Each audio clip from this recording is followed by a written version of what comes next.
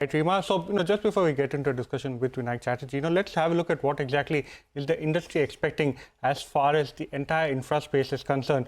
Number one, government is likely to ensure, as per Morgan Stanley, a continued improvement in the quality of overall expenditure, mainly through higher capital spending directed especially towards infrastructure. A major lift to infrastructure spending, close to 3.5% of the total GDP, could create upside as far as industrials are concerned. Along with that, what they are expecting is an 8 to 10% increase in the overall allocation. This includes both budget as well as outside budget allocation. Now, along with that, what Jeffries has to say, Jeffries saying a potential disappointment, which is a little less than 15% growth in government capex, may actually be a negative as far as EPC contractors are concerned, especially names like L&T and the broader industrial sector will see some negative surprise. Now, along with that, remember, central government capex has surged almost 3x over the past 5 years already. This includes the spending as far as FY25 is concerned. Overall, a very important development for the entire infrastructure space is what we are anticipating from the budget. Higher capital allocation over there should lead to upside for industrials as well as large EPC players like L&T. In fact, let's get in. Vinayak Chatterjee, founder, managing trustee at Infravision Foundation. So thank you for joining in. This is Reema here. The number is key, right? Last year's budgetary allocation was 11.1 lakh crore rupees. We didn't end up spending the entire amount because of the slowdown by government capex. But this year, what is the number that you're watching? Just like the conversation that preceded your question, the elephant in the room question is to what extent would the finance minister use infrastructure outlays and allocations to pump prime the economy. Please remember that from 2014 onwards, the NDA government has consistently used large outlays in infra to keep pump priming the economy. Also, in the absence of any pickup in private capex in infra, or what we popularly call PPP. So in the years that have passed, you have seen 30% increases year after year in infra allocations in the budget.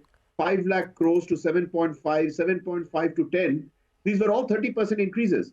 It is only surprising that in the last interim and final budget, that the increase was only 10%, and that took 10 lakh crores to 11.1 lakh crores, as you just mentioned.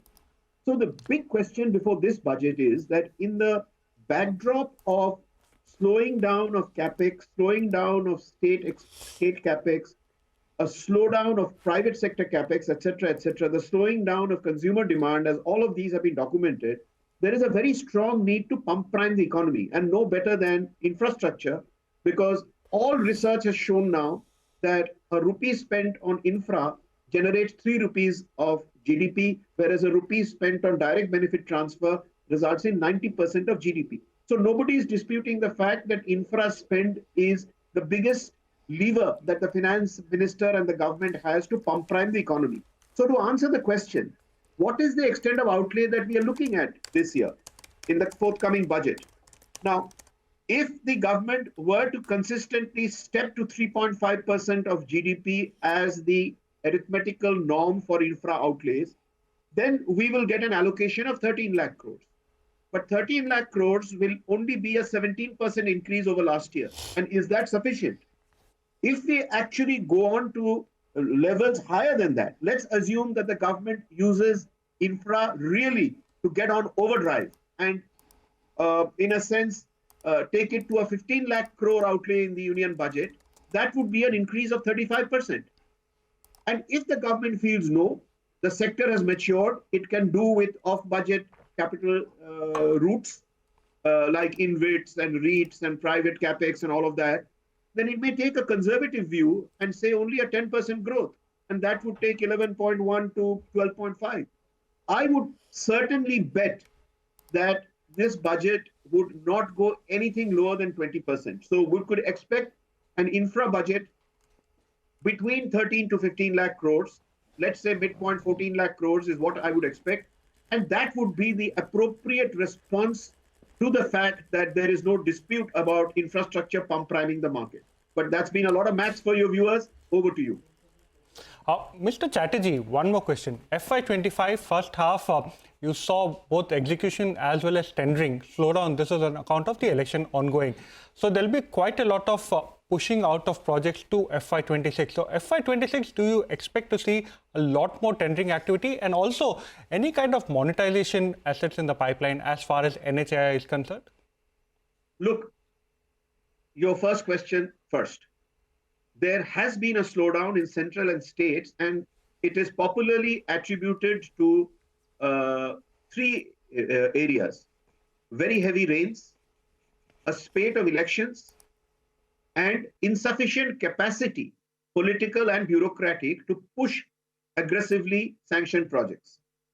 Now, assuming all these three factors are taken care of, I certainly see a very major push in project execution in the forthcoming quarters. And I think most analysts are also predicting that the graph is not going to go down any further, it's only going to go up.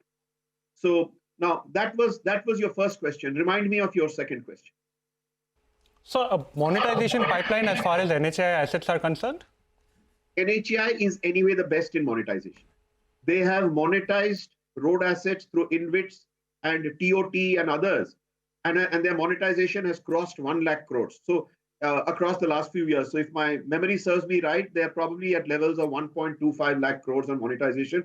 That is the best that any ministry has done. I think the question really is that can other infrastructure sectors learn from NHAI's experience? For example, what has been the monetization in railways? Practically zero compared to all the talk over the years, from running trains to privatizing stations to having sections of the dedicated freight corridor on PPP mode. So railways is actually the next biggest infrastructure sector that has to monetize. The power sector already has a fair amount of private capex in play on generation, transmission, and maybe distribution is the big politically hot potato up for privatization or second licenses or whatever you have there. But if you ask me, the next NHAI is doing well. We should encourage that. And it is time for railways to step up the pace of monetization. Back to you. Thank you so much, sir, for joining us. We'll get you once again on the show post the budget to go ahead and understand the fine print and understand who exactly benefits and what's actually slipped as far as the entire infrastructure space is concerned. Thank you once again. As we now slip into a short break, here's some good news for our viewers. India's business news leader is now just a click away, introducing CNBC-TV18's all-new app. Get instant access to breaking news, in-depth articles and financial world updates at your fingertips. Download the CNBC-TV18 app now from the Apple Store or Google Play Store, or just scan the QR code on your screen.